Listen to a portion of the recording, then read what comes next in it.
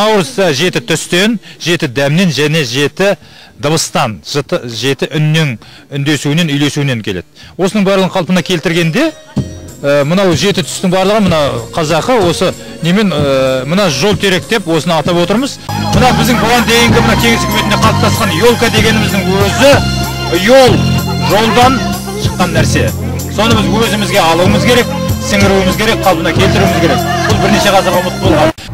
Биыл бірінші рет бұл қазақша шырша бейбітшілік және келісім сарайының алдына ғана орнатылыпты. Мұның бәрі ұмыт болған салт дәстүр бүгінде Наурыз жалпы халықтық мерекеден гөрі этнографиялық еске алу күніне айналып кеткенде дейді мәдениеттанушылар. Сондықтан Наурыздың өзімізде бар, алайда белгілі себептермен ұмыт болған атрибуттардың жаңаша түрлерін осылайша біртіндеп қалыптастыруды көздейді мәдениеттанушылар.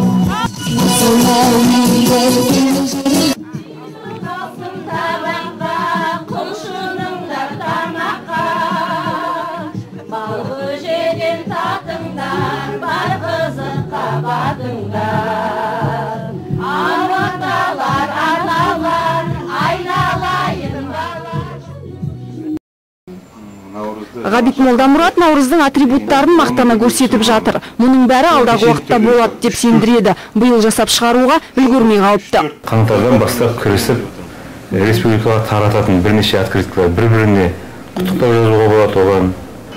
Мысалы, мына құтпарақтарда қара және ашық түсті тышқанның суреті бейнеленген. Олар жұртқа тегін таратылды. Құтты болсын. Мысалы, ғашықтар күнін жастар қалай қарсы алады? Бір-біріне жақсы тілектер айтылады, тілектер жазады. Сондықтан біздің республикада болашақта осындай әр жылға арналған открытка болса, оған, мысалы, биыл тышқан жылы мінеки. Оған осы жылға болған қиыншылықтар жазады әркім. Біз соны отқа тастап, сонымен құтыламыз.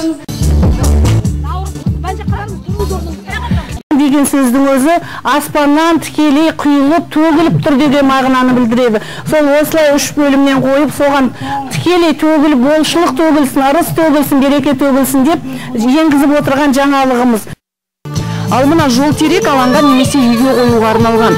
Олардың өлшемдері де соған сәйкестендіріліп жасалады. Бұл бір қараған адамға жасыл шыршаның бейнесін елестетеді. Оның өне бойына 7 түсті арқан немесе таспа өрнектеледі.